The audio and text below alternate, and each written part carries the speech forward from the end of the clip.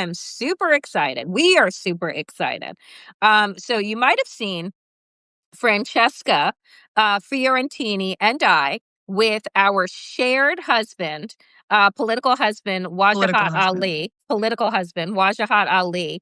What was it, like a week ago or 2 weeks ago? When the three of us jumped on air. Francesca of the Bitchuation Room, me, dear friends of the Damn Digest and Democracy Ish and the Danielle Moody Show. And so we're super excited for the first time without Waj. Yes. He's over on Piers Morgan. So right. He's in bad company. Right. Because he can't tell that man no. I don't understand it. But to be in conversation with each other, because I just realized, and then I'll let you introduce yourself, Francesca.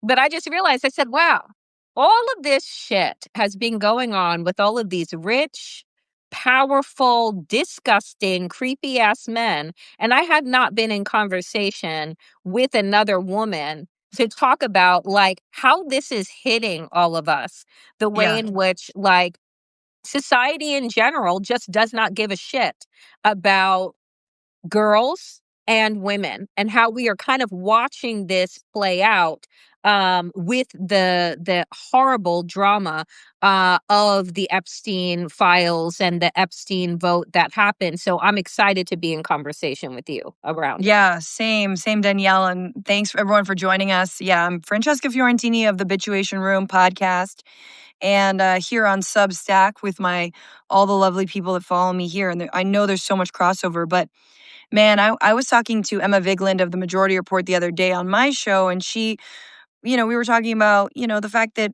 no one asks whether women are okay. Women who are getting their reproductive rights, completely taken away across this country, in many places. Women who are subjected to, yes, these insane stories of abuse of women and girls, and lack of accountability and impunity from the people who are in power. And everyone's like, oh my gosh, how are men? Are men okay? Are you making them feel bad about themselves somehow? How do we reach men? And it's like, and again, we're kind of still, Danielle, in the fallout of the 2024 debacle when it comes to Democrats.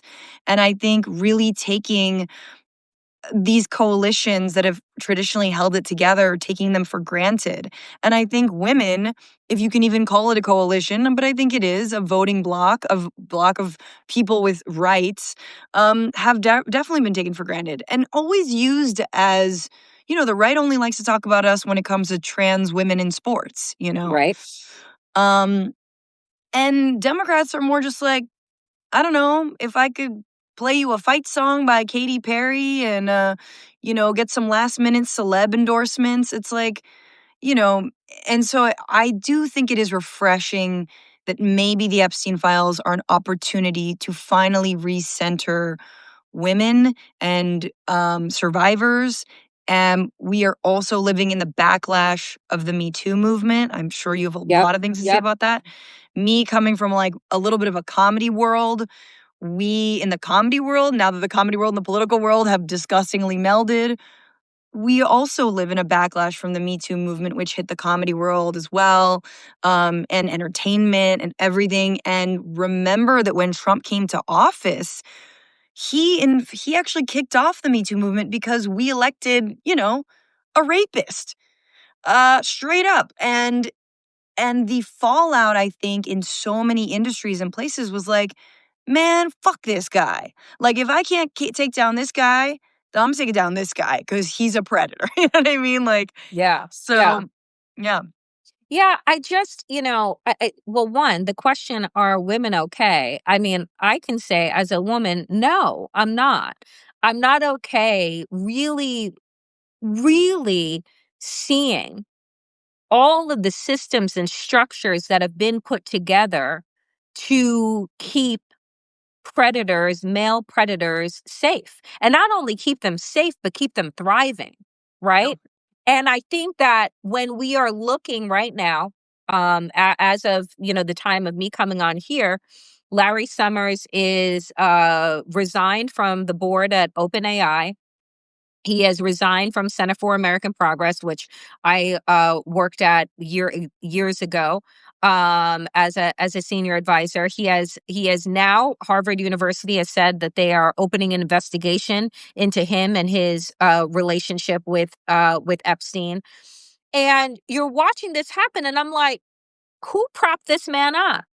He Yes. was the secretary. He was the Secretary of Treasury under Clinton, economic advisor under Obama. He is the go-to economist for the Democratic Party. And what we learn is that here's the thing. You're in such close proximity with this man. You know what he is up to. Jeffrey Epstein was in prison. And Larry Summers was still, hey, can you help me out in the grooming of this young girl? Because, I don't want to be in competition buying her gifts. And I'm just like, you're asking for advice for a man that is now being indicted as a sex trafficker, as a predator. And you're talking in your statement about a lapse in judgment? I'm like, but we were going to you for your judgment on how society should run and how our economy should run. And so Yep. I just kind of look at these things. And again, to me, pedophilia, not a partisan issue. To me, hatred of women and using women as property for your entertainment, not a partisan issue. This is probably the most bipartisan um, situation we will ever find ourselves in across industries. But what they all have in common, wealth, power, access, right? And the idea that girls and women are disposable, are dispensable. And this, I think, like back to the Me Too moment, I do think that that is really what it was about. I think the propaganda coming at women in the backlash to Me Too was that, oh, they're trying to take down anybody. They're trying to go after any man for saying hello to a woman. You can't even say good morning anymore. And it's like, no, it was always about powerful predators. It's always been about powerful predators. It's like, which is ironic because I think, a lot of these people wouldn't be hired, at a grocery store because of their past behavior, but they can still be on the board of, That part. Harvard. They can still have a place in Congress. I mean, Matt Gaetz, now we know, was preying on a homeless girl, like 17-year-old. So, and he narrowly, attorney general, wasn't that he was up for? Yeah. Um, Yeah. but of course, Pam Bondi turned out to be much more Much useful in better. terms of the Epstein stuff. If you want to hide, and we will see as, right now, Trump has the bill on his desk to release Yep. all of the Epstein files. They will probably be highly redacted, according to, Epstein's brother, who knows who he talks to and whatnot. But he's like, I hear they're scrubbing all the files. I mean, they're probably just redacting the files to get rid of anyone who isn't Larry Summers. But I think to your point about people like Larry Summers, these people, my mind immediately goes to the resignation of, Claudine Gay from Harvard University as president. Because Yep. what? Because what? She clearly was not prepped for, in my opinion, I had critiques of Claudine Gay handled the questioning from bad faith Elise Stefanik over Palestine protests on campus. Yeah.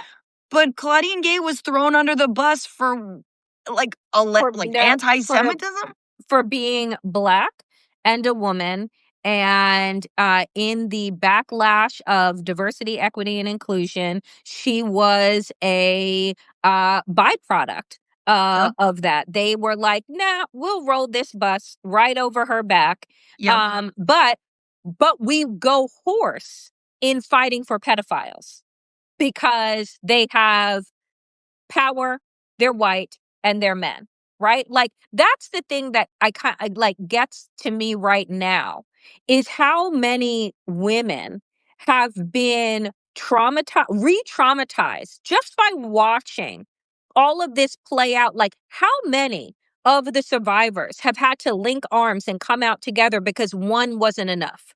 Yeah. Oh Right? God, yes. How many times have we heard about Bill Clinton and young girls? We actually watched it lead to his impeachment, right? Him using his position and power. And we threw Monica Lewinsky under the bus. She was the harlot. Look at her, flashing the president. She was 24 years old. He was a 50-something-year-old grown man. She was a White House intern.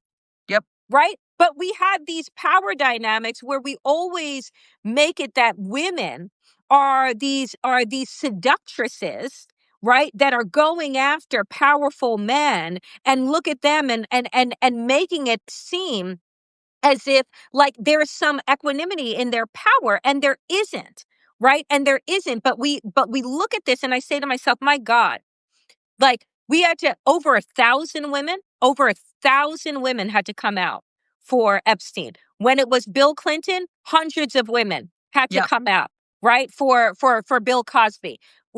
Bill Clinton, he was able to scrub his reputation how many times over, right? With I mean, they regard to still women.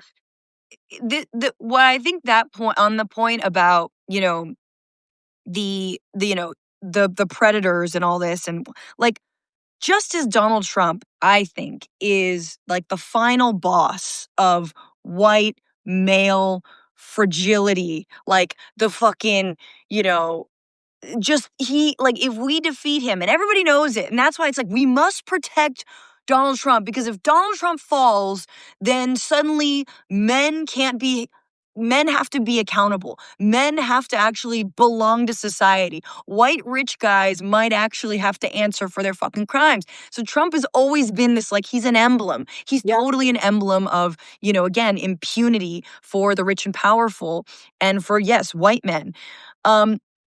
But what's interesting about the Epstein case is that this is not, if this were a Monica Lewinsky, if, Trump, accosted, which I'm sure he has, someone who's worked in his office, Oh yeah. something happened, that would, of course, still be on her. I don't think in the year 2025, sadly, we're in a place where it wouldn't be on that individual woman going up against a rich and powerful person.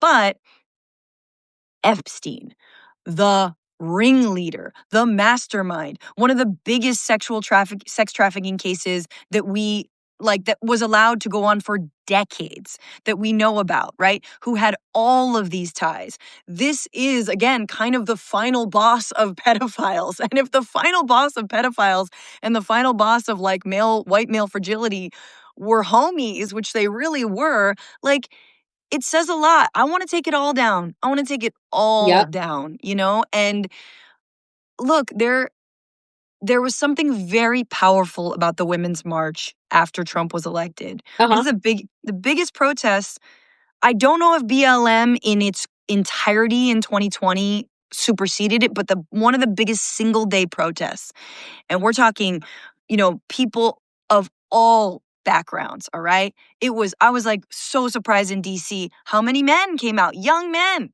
Yep. who were like, we know what the election of Donald Trump means for all of us, what they're trying to put back in the bag, they're trying to rewrite the feminist movement, in addition to everything else. That energy's still there, Danielle. Like, that to me is like, I know that there is still this deep energy, especially among young people, of like, nah, man, we're fucking done with disgusting rich predators. And even your Andrew Tates, right? Like, Andrew Tate is so many young kids on TikTok, I'm sure, like at 11-year-olds watch Andrew Tate. Yep. This guy's a sex trafficker too. And now we know, as we just learned yesterday, that Trump basically protected him, shielded him, gave him back his phones and stuff. When he came back to the United States, a senior member of the administration intervened on behalf of Tristan and Andrew Tate. Paul Ingracia asked federal investigators to return their electronic devices.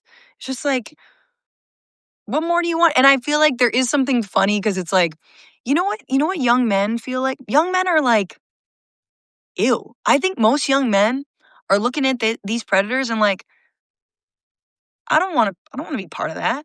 It's That's like gross.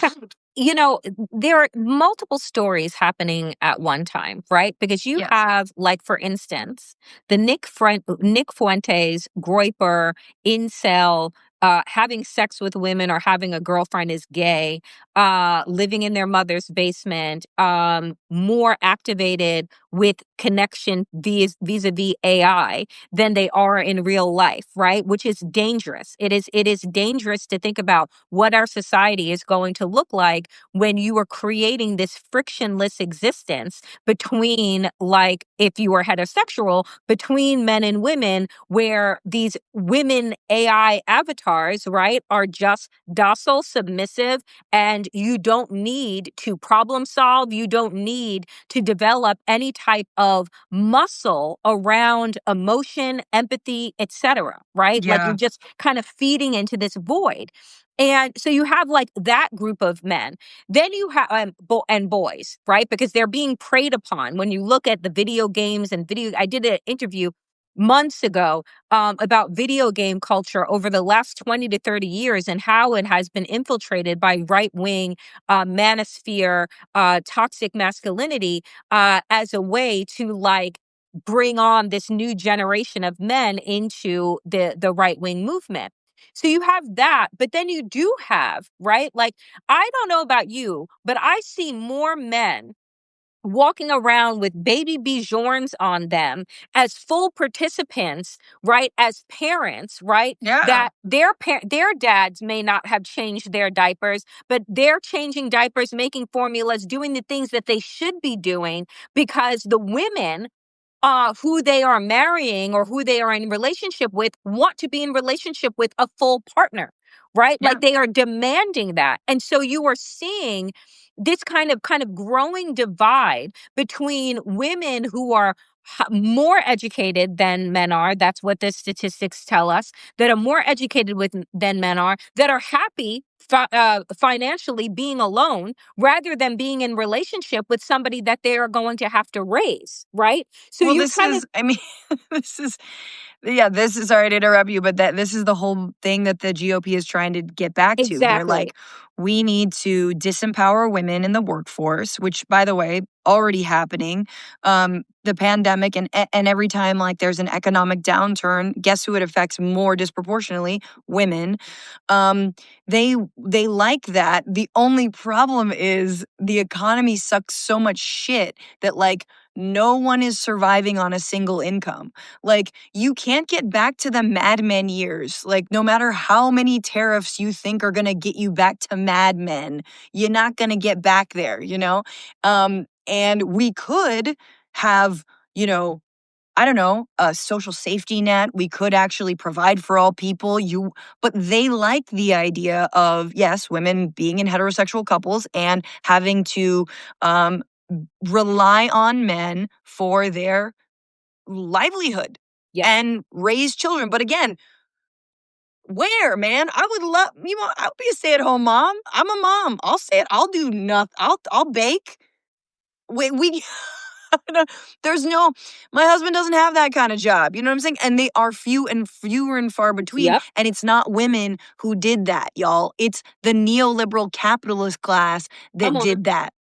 It's the Republican Party that for decades has been undermining basic things so that you can get ahead, whether it's healthcare, whether it's Social Security, whether it's, food stamps and SNAP and all this, whether it's, having public spaces, whatever it might be. Like, the right has wanted this for so long. And now that they're getting it, it's like, oh, guess what? Your bullshit economy is Can't support the fantasy that can't you have support your created. fantasy. Yeah, the bullshit economy cannot support the fantasy that they have created of going back to this 1950s idealistic place where women stay home attached at the hip or at the tit with, 2 and 3 kids that don't have financial independence. Because we also have to talk about the fact that what was celebrated most recently was the 50-year anniversary of women being able to apply for mortgages and have their own lines of credit. That is only 50 years old. Okay? That happened in 1974. And a majority of people don't know that, let alone a majority of women don't know that. That in the 70s, right, prior to that, women were financially reliant upon either their fathers or their husbands. So let us not even talk about the abuse, whether that be financial abuse, physical abuse, sexual abuse that was happening in order to maintain that structure.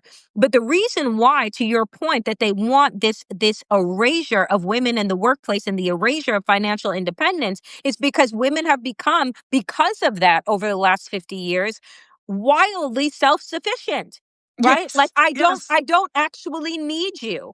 And so instead of men catching up emotionally, financially, intellectually with where women have been growing over the last 50 years, they want an entire regression, Yep. right? Where you need to stop growing and so that men can seem bigger, right? I Yep. said this earlier. I said, the one of the, I'm going to mix it up, but the quotes from Toni Morrison is like, if you can only be big by standing on somebody else's back, then you're not actually big, right? Yeah. And so if you have to strip away every bit of independence, financial, otherwise, in order for you to seem like a big man, well, guess what? You're not Yep. anybody's big fucking man, Yep. right? And so Well, even, this is, I mean, just to go back to the DEI point you made a little bit earlier, I think this is the fallacy of getting rid of DEI. And of course, it also shows the shallowness of DEI as a policy.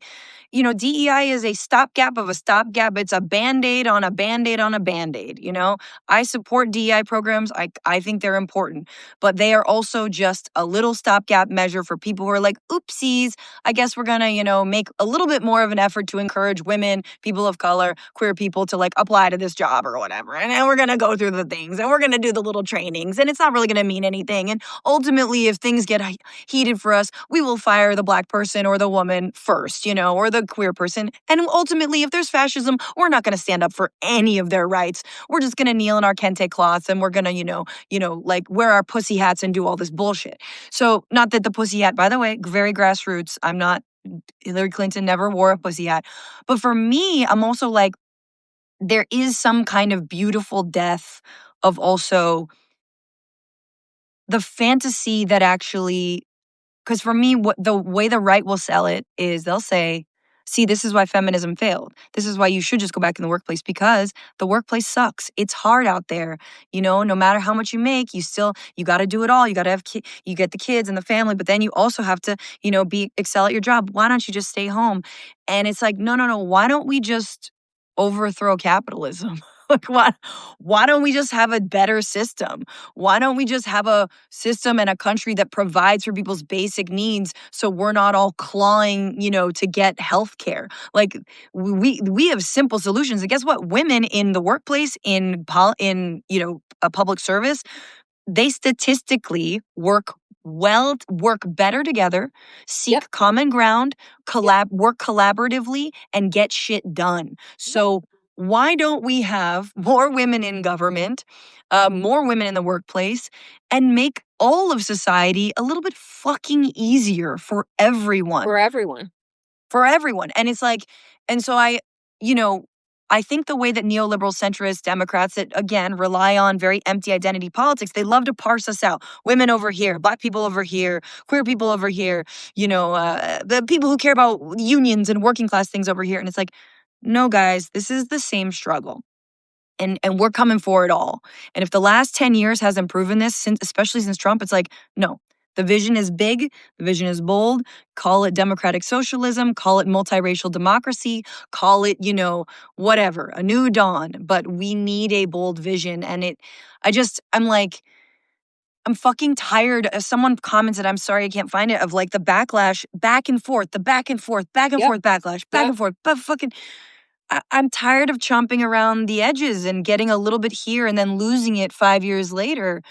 Um, and Danielle, I mean, this kind of dovetails, let's say even if a Democrat wins in 2028, let's say they're free and fair elections. You know what I don't fucking want? Mm. I don't fucking want in 2032 for the pendulum to swing back to Nick Fuentes because some centrist ass Democrat didn't go for more. That we couldn't get our shit together. That Senate Democrats still, I mean, thank God they're retiring and or dying. So this is like, we got to think long term. But that's the thing. And I want to ask you this. too, which is like, okay, let's say next year we have free and fair elections. We have free and fair midterm. Let's say that right now, Texas's racialized gerrymandering map is on hold, right? And they have to use their 2021 map. Let's say the appeal that they're going to do to the Supreme Court's like, no, just stick with the lower court's decision, blah, blah, blah. And Yeah. so that their gerrymandering efforts are not the domino effect that we thought was going to happen, because many states, that Donald Trump has been trying to strong arm, back off of it. What we are seeing, I think, is that we're all tired of being given crumbs and being told that that's a meal. We're Mm-hmm. all tired of the status quo that establishment Democrats have been comfortable telling us that it's enough, right? Like Mm-hmm. you have enough. Don't be imaginative. Don't dream too big. Don't want too much. Just be grateful for the scraps that I'm giving you. That's the mindset of the establishment Democrats. And what I am seeing, and I want to ask you, is that if we have all of these things, if all things, work out, do you think that the quote unquote blue wave is going to be a wave that actually knocks away, right, the establishment in the way that we have seen it, and actually brings in something that is different? Because I think that what Donald Trump has offered to us in this, cruel way is necessary to see that this capitalistic system that we have been fed doesn't work, and that more people are going to be experiencing a significant amount of pain, right, over the next several months, if not Yes. year. And Yes. so do you have any hope then that this, tidal wave that's supposed to come? Maris poll says Democrats are up 20 points, the most that they have ever been up heading into a midterm election campaign. Do you think it knocks away the establishment and makes room for actual change?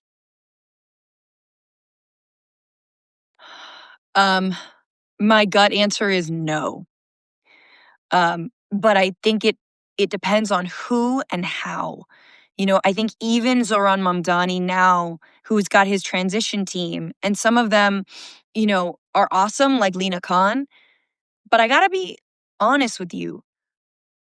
I don't think that 10 years from now, doing small antitrust measures is going to be enough. Like Lena Khan, bless her, she's incredible. But she has these reforms, she has ideas, she has cases she can bring against Apple, Google. I'm on some like top down break up big tech. That's it. This is a government takeover. Yes, I said government takeover, but I'm parsing it out. We redistribute it. This has been done in many other countries where you forcibly take over.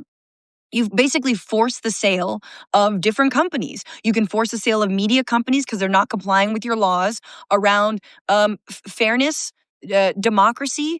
They're toxic for your community. What are your people? All that has been done. I don't think that we can play the slow game anymore. So for me, it's like Zoran's an interesting test case because the efficacy of his, mayorship is going to be one to study. Can he make some of Yeah. these big swings, and who is behind him supporting him? Look, I think if we get AOC, yes, it's possible. But if we get AOC with, you know, only Biden advisors, like if we get AOC with like old advisors, it's not possible. I think Obama went back to the sort of the well of dead Democrat ideas or shitty Democratic ideas when he was elected. And I think Obama himself just isn't that, Oh, he was you not a know, progressive. he's He not is a exactly. He's he is a just moderate. 100%. So it's like, so that's who he surrounded himself with. So that makes sense. And I think the people who believed he was something else, that was a little bit more of what you want to see, not exactly what it was. And so, yeah, I think it just depends on who people surround themselves with. Shit is not going to happen with Gavin Newsom. Gavin Newsom could win, and then 4 years later, Fuentes will be president. Carlson will be president. That is my feeling on someone like Gavin Newsom. Yeah, I think that there is a level of consciousness that people are coming to in right now in this moment. And sometimes a considerable amount of pain makes you move outside of your comfort zone and abandon the fantasy that you have been fed and that you have been indoctrinated into believing. And I think that if the people continue to wake up and realize that centrist,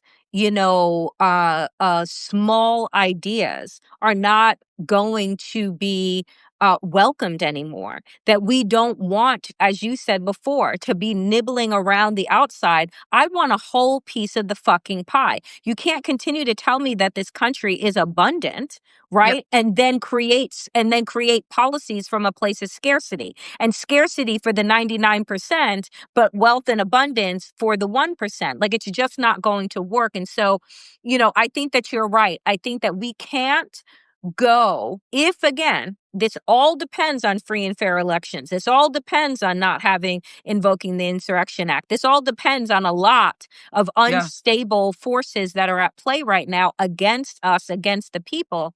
That being said, I don't want us to move from the extreme to the middle. I want No. us actually to believe that we deserve more, and that we fight for the more that we deserve, and that we don't settle for what it is the establishment tells us that we should be comfortable with. I think that we need to abandon the idea of moderation, because Yeah. moderation in the face of extremism doesn't fucking work. No, and it's gonna get us killed. I mean, when I say Tucker Carlson would be president or Nick Fuentes would be president, it's not like, oh, and that would suck because my side loses. No, that would suck because humanity is losing. Right now, there are families being torn apart in LA where I'm at. Like, people are being disappeared. We have Gestapo on the street picking people up based on the color of their skin, straight up, or if they sound like they have an accent. Like, that is it. You think this is bad, it can always get worse. And so, absolutely, for me, abolish ICE is the floor. You know what I mean? Like first do no harm and these fuckers have to get out. But I do think, to your point, you and I are in agreement. Waj is in agreement. Like, it is the moderate Dems that are holding us back. And I think it is structural. So, one of the things, and I just want to shout out, June Redmond, who's saying we have to fire the old Dems, I totally agree. This shutdown, the caving on the shutdown, although it gave us the Epstein files, we would have had the Epstein files anyway. Exactly. Yep. This would have happened anyway, but we could have also saved, what is it? 22 million Americans whose premiums are going through the roof on the ACA. And you could have really driven home that issue of healthcare so many people really do care about, but that both parties are like, I'm fine as long as Blue Cross is getting a little bit more money, as long as these private insurers are getting a little bit more money, as if fucking Luigi Mangione didn't ignite an entire like firestorm of discussion, you know. But just to say that, like, Senate Democrats, there's a silver lining to what they did, which is that they are actually retiring and not running for reelection, meaning there's possibility. We can primary them and we should primary them. But it is so sick that part of the calculation for them to vote to end the shutdown was that they wanted to preserve the filibuster, which Donald Trump was looking like he was going to ask Republicans to get rid of. And if that happened, Democrats are like, oh crap, we don't have an excuse anymore for not passing these big ideas. And the Yep. big ideas were even like Joe Biden's Build Back Better, which really wasn't that radical at all. It was like, what are we going to do? A climate core? We're going to have we're going to do, have home care workers be well paid. There's going to be like an infrastructure for home care. Like, it really wasn't radical. And even that was like, I mean, obviously it was a Joe Manchin problem, but Democrats often like to have their It gives them conservative. an excuse. Yes, it gives them an excuse. And so I just feel like my question is twofold. Threefold. Can we fundamentally change this country without first changing the Senate, changing the Supreme Court, and changing the Democratic Party? I think we've answered the Democratic Party one, which is Hmm. we cannot unless we change the Democratic Party.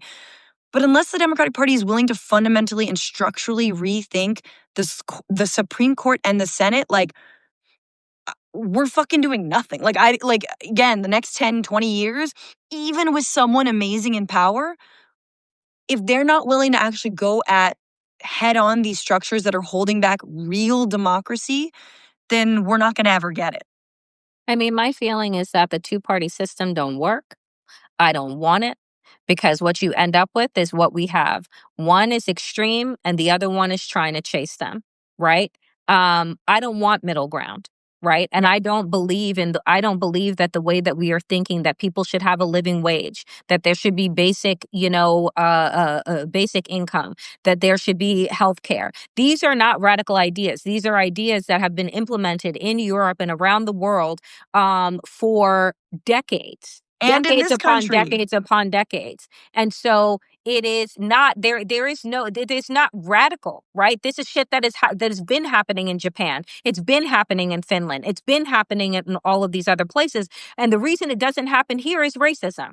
The reason these things don't pass is because white Americans don't want other people that are not them to have. Right? Those other countries are more homogenous than the United States is. And so we need to avail ourselves of the idea that what we're asking for is radical, because it is not, because has been implemented around the world. There are wonderful test cases that use people's tax dollars to actually better your day-to-day lives. We again have just been told it can't happen. Just be grateful. And And it what has to else? be universal. I mean, I think because the fact that Medicare and Medicaid are not universal, especially Medicaid, which serves, low income uh babies, moms, um the fact that these programs help out the poor disproportionately, and then disproportionately in that help people of color, although I believe SNAP beneficiaries are mostly white. um they're They are. easy to roll back. They're easy to roll back. Mhm. They have to be universal because the rich have to be invested, right? We have to have all people invested. Pete Buttigieg was out here in 2020 talking about, oh, well, the rich, I don't believe in universal health care because if you can pay for it, you should pay for it. It's like, no, no, no, no, no, no, no. No. The rich should be taxed for it, and they should be invested in their community doctor, which everyone gets to go see, or whatever doctor. I mean, again, we could get into the whole situation about how they would try to fuck that up like they've done schools. But like, it has to be a universal buy-in, because then white people, you can't say that only black people or people of color are getting Correct. this. You get to shut the hell up about rich people. You can't keep on complaining and say that, you're just subsidizing poor people. No, because you are subsidizing yourself. There has to be buy-in from everyone on something like that. It's the only way forward. And God, I mean, I always think of Reverend William Barber III's, his vision of a third Reconstruction, because, as you mentioned, this really does all stem from, the wounds, unhealed wounds of slavery and Jim Crow, and, the continued discrimination. Um, and but white people are just like, I'm sorry, and white supremacy is such, it's not just white people, white supremacy is such that we're not adult enough to have these conversations. Yep. And I hope we can get there. But first, rich white people have utterly fucked us and divided us on purpose to the point where, we actually have to start arguing for universality. And then again, and again, this is what I'm saying, like, these movements aren't disconnected. Like, people who are like, new feminist movements, new, racial justice movements, movements for affordability and economic justice, these are all the same. These are all, we don't have to pick and choose. I'm not out here saying first we solve, unions, first we organize working class people, and then we organize, people of color. It's like, because that would be hilarious, because people of color are the working class. Women of color are the majority of the working class is made up of women of color. So there's your feminism. There's racial justice. It's all baked in. So anyway, I don't know, Danielle. There's so much else we could talk about Yeah. too. And I'm like, I love talking to you about this because it's important we have these big ideas. It's important we think big. And you know, I just to bring it to a news item, I guess. Chi Osei, who is on, I think he's a assembly member, or is Yes. he assembly member? I think I think he's city council. I think he's city council too. Yeah. Yeah, he was on my show. He's so great. Chi Osei is challenging Hakeem Jeffries. Hakeem Jeffries. I forget his name. Challenging I would Hakeem love to Jeffries for forget him altogether. So I know. He's a very forgettable person. Let's be honest. yeah, He doesn't do much. nope. Um, AOC recently said the primarying Jeffries is not a good idea. I mean, look, I disagree. I think you should have these people running scared. Um, I think they should run. They should run scared because they should figure out what the fuck they run for, right? Because right now they have just been complacent, right? You had Chuck Schumer never endorse Zoran Mondani. You had Hakeem Jeffries do it in the 11th hour. When asked what the future of the Democratic Party looks like, they have nothing to say because they don't want it to be equitable. They don't want democratic socialism. They don't want people to believe that they can have more than what it is that they have, because then they'd have to stop taking money from APAC. They'd have to stop taking money from big oil and big pharma and doing all of these things. And the fact that this young man comes in and says, yeah, I'm not taking corporate money and I'm not doing X, Y, and Z, and is able to win means that they could do it too, but they don't want to, because then that would decrease the money going into their pockets. So I mean, it's rough because I think AOC is trying to she's trying. Her saying, I don't think it's a good time to challenge a primary leader. You know what that makes me think, Danielle? That makes me think she's not even trying for the Senate. it makes me think that she's trying to play politics and thread a needle that is very hard to thread, which is that her profile is through the roof right now.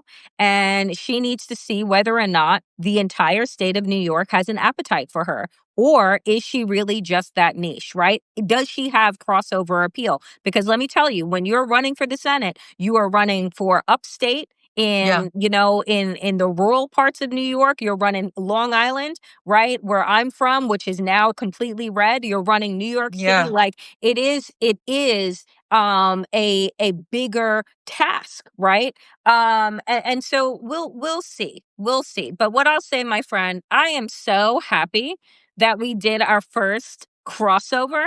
This Yeah. was so fun to be in conversation together. But I will give the last word to you folks. If you have not subscribed to either of us, please do subscribe. We're independent media. We do this work. I always say I am people powered. So if you do have a few bucks, think about becoming a paid subscriber. But if not, you won't miss any content because I'm a terrible capitalist and all of my content is free. Wow, it Francesca, last is. word to you. My content is mostly free. I want to just plug, I did a whole breakdown video of the right's internal war over Israel.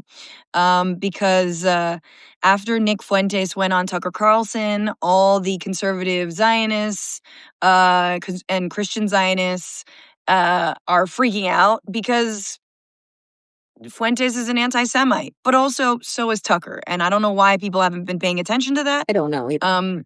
So I did a whole breakdown. Go check that out on my YouTube channel, also on Substack. The right civil war over Israel, youtube.com/FrannyFio, frannyfio.substack.com. And I just love being in conversation with you, Danielle, because first of all, every time I hear you speak, I'm like, can you run for something? No. Like Thanks I for know this asking. is so mean because I'm like, I'd have never said that to Waj, but I'm like, but I like Danielle. But I would vote for Danielle.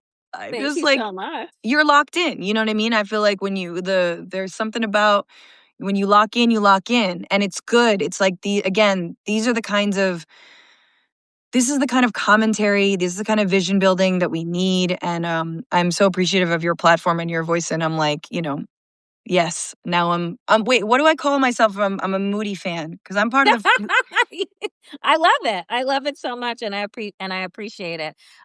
We will have to do this again. Folks in the yes. chat are like, they love this mashup. They love the crossover, Yes. and they have said that we should both run for office. And I'm just like, folks, I'm more of a behind the scenes person. I have been in politics for 20 years.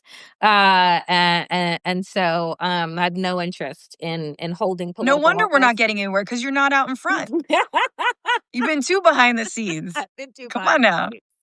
But thank you, Francesca, for this Thanks, Danielle. time. Friends, Yes. thank you for tuning in. Make sure that you subscribe to the both of us. And I am live tonight, 5 p.m. Eastern. Oh, I'll be live, I'm sorry, with Waj in about 20 minutes back here on Substack.